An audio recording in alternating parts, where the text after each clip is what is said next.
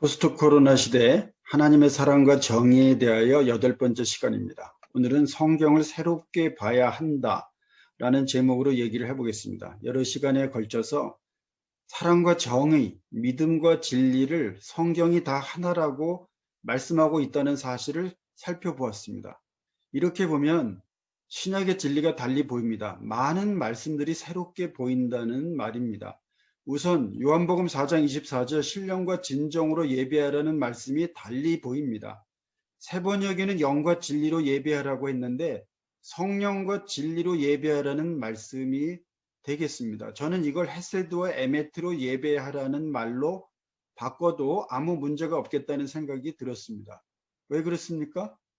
성령이 바로 헤세드의 영이기 때문입니다. 영과 진리로 예배하라는 말씀은 우리가 예수님의 마음, 곧 진정한 충성된 마음으로 예배를 해야 한다는 말씀입니다. 또 요한복음 8장 32절 진리를 알지니 진리가 너희를 자유케 하리라 라는 말씀을 우리는 잘 압니다. 이 말씀도 진리를 헤세드로 바꿔서 헤세드를 알지니 헤세드가 너희를 자유케 하리라 이렇게 바꿔도 좋겠다고 생각했습니다. 진리는 하나님의 진정한 충성된 마음 헤세드입니다. 그 헤세드를 보여주신 분, 은혜와 진리의 극치를 보여주신 분이 변함없이 신실하신 예수님입니다. 예수님은 제자들이 다 자기를 버리고 도망갈 것을 아시면서도 그들을 끝까지 사랑하셨습니다.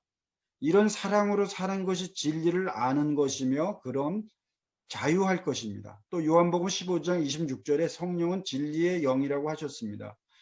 여기서도 우리는 주저없이 성령을 바로 헤세드의 영이라 바꿔 표현할 수 있습니다. 성령은 예수 그리스도와 같이 목숨을 걸고 언약을 지키는 신실하고 믿을 만한 분인 것입니다. 또 요한복음 19장 37절에서 예수님은 빌라도에게 이렇게 말을 했습니다. 나는 왕이요. 나는 진리를 증언하기 위하여 태어났으며 진리를 증언하기 위하여 세상에 왔소. 진리에 속한 사람은 누구나 내가 하는 말을 듣소. 여기서도 진리를 헤세드로 바꿔보면 오히려 의미가 더 강하게 와닿습니다. 예수님은 헤세드의 왕이십니다. 예수님은 헤세드를 증언하기 위해 태어났으며 헤세드를 증언하기 위해 세상에 오셨습니다. 요한계시록 3장 14절에 보면 예수님을 아멘이라고 또 신실하고 참되신 증인이라고 소개했습니다. 또 19장 11절에서는 예수님의 이름을 신실하신 분, 참되신 분이라 소개했습니다.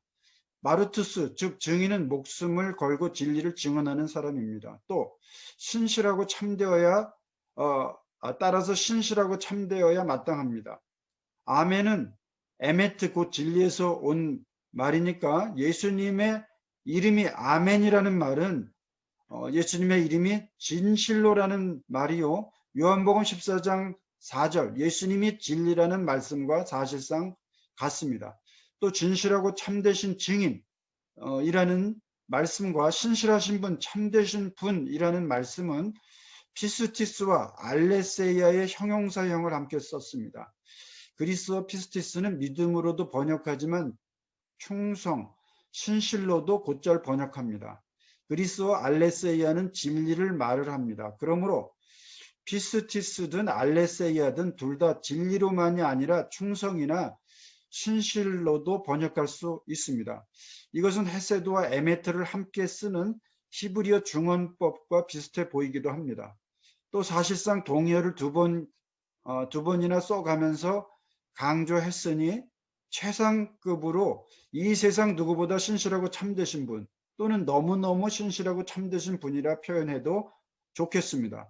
이 말도 달리 말하면 예수님은 진리 중에 진리라는 말입니다. 즉 예수님은 헤세드 중에 헤세드, 에메트 중에 에메트이십니다. 온라인 성경 연구 사이트인 바이블 허브에 의하면 헤세드는 히브리어 구약 성경에서 247회 나타납니다. 어떻게 보면 그렇게 빈도수가 높은 단어라고 말할 수 없습니다. 그러나 이 헤세드라는 한 단어로 하나님 나라의 통치 원리가 무엇이며 하나님은 누구신가에 대해서 말을 할 수 있습니다. 하나님은 그의 나라를 헤세드를 통하여 통치하십니다. 하나님은 헤세드가 충만한 왕이십니다. 복음에는 하나님의 정의가 나타나 있습니다. 유대 백성은 신실하지 못했고 우리 이방인 역시 하나님을 찾지 않고 죄 가운데 살았습니다. 그러나 예수 그리스도는 헤세드로 충만한 세상의 유일한 신실한 자, 곧 의인이셨습니다. 그분은 유대인으로 오셔서 유대 백성에게 하나님께서 주신 사명을 온전히 이루셨습니다. 예수 그리스도를 보내 죽는 데까지 내주신 헤세드의 하나님은 의로우십니다.